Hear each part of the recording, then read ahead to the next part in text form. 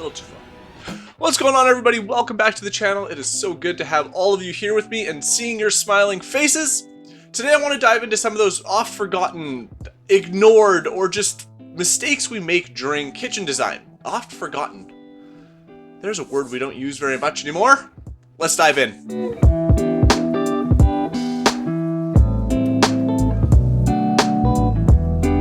When designing a kitchen, or really any space, there's often a lot of rules or guidelines that you're supposed to follow. Some of them are more of a suggestion, while some of them can actually make a pretty big difference. Keeping them all straight, on the other hand, well, that's a whole other story. In this video, I want to focus on some of those missteps that we don't often think about. And what better way to kick things off than talking about some of the things that we don't really see but can have a huge impact on kitchens, and that is plumbing and electrical. I'm constantly having discussions with clients about what is needed or what is even possible when it comes to their utilities. So first things first, one thing that comes up quite often, and let's just get it out of the way at the start, protect your outlets with GFI interruption. So basically, GFI outlets or GFCI outlets are ground fault circuit interrupters, and they're designed to monitor the amount of current that are passing through it. If they detect some sort of interruption in that current, like you trying to electrocute yourself, they will automatically trip. Let's talk a little bit more broadly though when it comes to electrical outlets. Once you've got your basic kitchen layout in place, all your appliances, most of your cabinets are placed, you can start thinking about where you want outlets. Now, keep in mind here that your local electrical code or the electrical code in your area is going to play a role when it comes to the locations and spacing required for those outlets. But a few things to think about are where are you going to use some of the small appliances, toasters or blenders, or where you might want to charge a lot of your electronics. You want to make sure you have power where you need it. The other part of electrical is our lighting in our kitchen, and it's been a while since I've harped on it on the channel, so I think we're about due.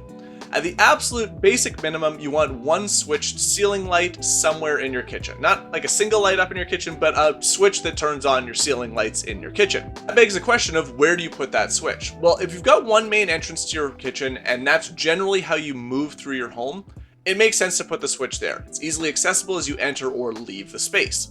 However, if you have multiple main entrances or more of an open concept style and you're entering from maybe a back door or a mudroom in one side but leaving towards bedrooms in another, consider setting up a three-way system so you can turn on and off those lights depending on the direction you're traveling. It sounds like you're going on a trip through your house. And there's your task lighting. This is things like pendants, under cabinet lighting, wall sconces. These are meant to light up your work area or create a little bit of ambiance if you don't want all of your lights on at once. On that note, it's a good idea to throw all of the lighting systems and all your different circuits in your kitchen, lighting circuits that is, on dimmers, because that'll just give you ultimate control of your space. I guess the moral of the story, if you will, is take your kitchen design, sit down with your electrician and review it. That way you can hammer out any kinks or iron out any problems early on before you get to the pretty stuff. After all, lighting can absolutely make or break how your kitchen functions down the line, and even the best design with poor lighting won't be a great place to work. Then there's plumbing. You'd be shocked at how often your kitchen sink drain can get in the way. For example, you might want a drawer style cabinet underneath your kitchen sink. Easy pull out for garbage recycling or compost, but you find that your kitchen drain and water lines are in the way. Make sure to find that out ahead of time. Don't order your cabinets, don't have them arrive on site and go to install them only to find that your mechanicals aren't where they need to be. Another important thing to remember about plumbing and to get it done ahead of time is there are other items or appliances in your kitchen that might need water. For example, your fridge, an ice maker, or a pot filler behind your range. And one final word about these mechanicals, don't be afraid to explore the possibility of moving plumbing and electrical if it's going to improve the functionality and improve the flow of your kitchen. Yes, it will add to the overall cost of your renovation. There's no doubt about that. However, it's typically not as much as you might think. And if it's going to improve the functionality, improve the kitchen experience, improve your time in there, that's probably money well spent.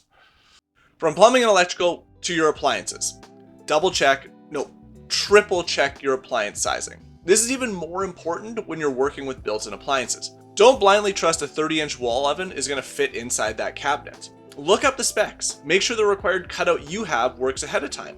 Alternatively, this is also going to tell you if you're going to need any cover panels or trim pieces to fill out that cutout and make it look built in. Make sure your appliance has the necessary space within your design. This is why I like to choose or buy my appliances early on or at the very beginning of the design process. And like built-ins, it's even more important if you're working with non-standard appliance sizes. Once you have the size of your appliances nailed down, laying out the rest of your kitchen becomes a much easier process. Finally, one last tip that is often forgotten is to check the main entrances to your home. Can you actually get those appliances inside? I was at a friend's work site last year. They had this massive, oversized fridge in an old 1960s house, and well, they had to return it because they couldn't get it through the front door. So moving along on today's list, I have kitchen sinks and their space requirements. And I'm more referring here to undermount or apron style sinks. To put it simply, a 30-inch sink will not fit a 30-inch cabinet. And this is a common misstep I see a lot of the time. There are exceptions, but as a general rule of thumb, take 3 inches off the cabinet size and use that as the largest sink possible. There are a few reasons for this. You need to account for the sides of the cabinet, typically 3/4 inches per side. That takes your 36-inch cabinet down to 34.5. Second, a kitchen sink often has a lip that is used for mounting. This lip needs space between the cabinet sides as well. It's no different with apron sinks, and in fact, it might be worse in some cases because there is no real standard necessarily in how apron sinks are built and mounted. Some sit on the sides of cabinet rails, some nest in between, some mount to the bottom of your countertop. There's a lot of different styles out there. You also need to consider the surrounding trim that finishes off the front of the cabinet. There might not be anything worse than a beautiful kitchen with a haphazardly installed apron sink. Talking about trim pieces is a perfect segue to the next item on this list, and that is clearance issues. Pretty much everywhere. This is a pretty broad group, but it encompasses a whole lot of little faux pas, and I group them together because they're rather related. First and foremost, think about how your cabinet doors, your drawer fronts, and your appliances are going to interact with one another and the walls of your kitchen. Take the time to learn how far each drawer pulls out into the space, how much room the oven or dishwasher door takes when open, or even how the fridge doors affect or are affected by neighboring cabinets or walls. This may seem trivial or boring, even exhaustive, spending all of that time and hours thinking about how your cabinets are going to interact before you've even placed an order. However, I can promise you it'll save you tons of aggravation down the line if everything works smoothly, and you're not in a situation where you go to empty your dishwasher, but you can't because you can't access the cabinet where your dishes are stored. This becomes even more critical when dealing with the corners and walls within our kitchens. I always like to make sure a corner has 2 to 3 inches of spacing from the adjacent wall. When I was hunting for our last project house, I saw far too many kitchens where you can't pull open a drawer because it hits the hardware on the drawer of the adjoining wall.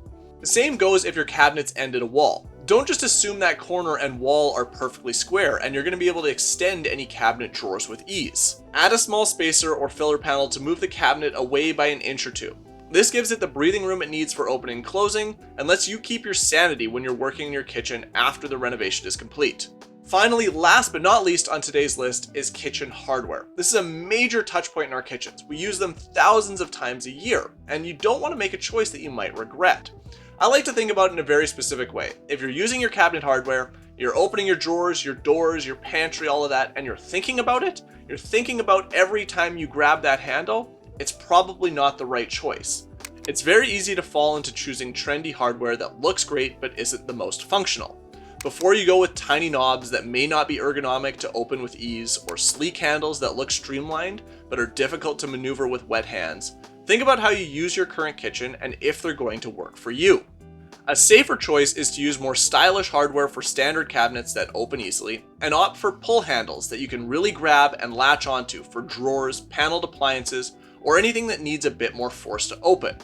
The kitchen is probably the most complicated, stressful, and expensive renovation that you will tackle. This is why a good kitchen designer can often become your best friend, helping you save money, time, and countless headaches as you go through the design and construction process. If professional help is outside your budget, or maybe you're just really excited to tackle this project on your own, watch as many videos, read as many blogs or articles as you can. Try and get a diverse array of opinions from different people that can help steer you through the design process. After all, you guys are smart, you know what you want, and really the hardest part is just taking those ideas and turning them into a tangible layout and a beautiful design. Thanks a ton for hanging out with me. Thanks a ton for watching this video. Until next time, bye-bye.